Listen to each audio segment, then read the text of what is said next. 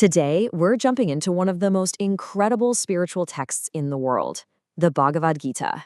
But we're not just going to treat it like some old book. Nope. We're going to look at it through the eyes of a warrior, frozen in a single, heart-stopping moment on a battlefield. A dilemma that literally changes everything. Okay, just put yourself in this position for a second. Imagine you are the best warrior of your generation. You're on the edge of the biggest battle of your life. Your duty, everything you've ever trained for, it all comes down to this. But then you look across the field, and the army you're supposed to destroy, it's filled with your teachers, your grandfathers, your cousins, your friends. The question is just brutal. Do you do your duty, or do you follow your heart? This is the crisis that kicks off the entire Bhagavad Gita. So let's start right there, with this warrior's moral crisis. This isn't some abstract thought experiment. It's the real, gut-wrenching dilemma facing our hero Arjuna on the battlefield of Kurukshetra. So Arjuna is this warrior prince, right? His whole purpose is to fight for what's right, and in this case, that means fighting a war against his own relatives who've wrongly taken the kingdom. But as he's standing there in his chariot, the sheer reality of what he's about to do just hits him like a tidal wave. This isn't a war against strangers, it's a civil war, a family war. He sees people he loves, people who taught him everything he knows. And you can just feel the total despair in his own words here. He starts questioning the whole point of the war. What good is a kingdom if you have to win it by killing your own family? He's asking, what's the point of winning if the cost is, well, everything and everyone that matters to you?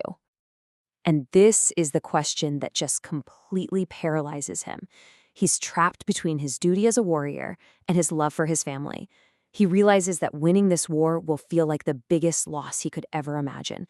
His famous bow literally drops from his hands, and he just collapses in his chariot, saying, "I will not fight." And it's right here, in this moment of total breakdown, that the entire story pivots. This brings us to our next section, Krishna's shocking revelation. See, Arjuna isn't alone. His charioteer is his guide, Krishna, who is about to give him a perspective that will turn his whole world upside down. Now, Krishna doesn't give Arjuna some big pep talk or a new battle plan. No, he does something completely different. He starts a deep spiritual conversation. He goes right to the root of Arjuna's pain, which he says isn't really the war itself, but Arjuna's whole understanding of life, death, and who he truly is. And this first lesson, it's a total game changer. Krishna starts by making this really clear distinction. He says, look, what you see on that battlefield, the bodies of your relatives, that's all temporary. Those are just vessels. They're born, they die. But the real self, the soul, the Atma, that lives inside those bodies, that is eternal. It was never born, and it can never, ever be destroyed. And then Krishna hits him with this powerful reframing question. He's basically telling Arjuna, you are grieving for something that isn't ultimately real. If the soul can't be destroyed, then the whole idea of a killer and the killed is based on an illusion. Now, this doesn't magically erase the pain, but it's meant to completely shift Arjuna's perspective on what is actually at stake. Okay, so understanding you're an eternal soul is one thing, but how is that supposed to change how you act, right here, right now? Well, this leads us to one of the most famous ideas in the Gita, action without attachment. Krishna introduces Arjuna to this concept called karma yoga. And it's not about running away from your duties. It's the exact opposite. It's about doing what you have to do, but with a totally different mindset. You perform your duty, but you let go of your personal attachment to the results. Whether you win or lose, whether people praise you or blame you, you just act for the sake of the action itself, almost like an offering. To make this super clear, Krishna breaks down action into 3 different types. First, there's karma. These are your prescribed duties. For Arjuna, that's fighting this righteous war. Then there's vikarma. These are forbidden actions, things you shouldn't do. And finally, there's akarma, which is inaction, just refusing to do anything at all, which is exactly what Arjuna wants to do. So Krishna's advice is crystal clear. The answer isn't to just stop doing things, because even to live is to act. The wise path is to perform your duty, your karma, but to do it with that selfless mindset of karma yoga. For Arjuna, this means he has to fight, not for a kingdom, not for glory, but because it is his righteous duty. And just when you think you're getting it, Krishna zooms the camera out. I mean, way out. He takes Arjuna's single, agonizing choice and puts it in the huge, epic context of the soul's journey over countless lifetimes. So this slide shows a really interesting distinction. We're all pretty familiar with Darwinian evolution, where the physical bodies of species change and evolve over time. The Veda concept is different. It says the species are already set, and it's the individual soul that travels or transmigrates through these different bodies. The soul is the one constant, just experiencing life in different costumes, you could say. The scale of this journey is just meant to be staggering.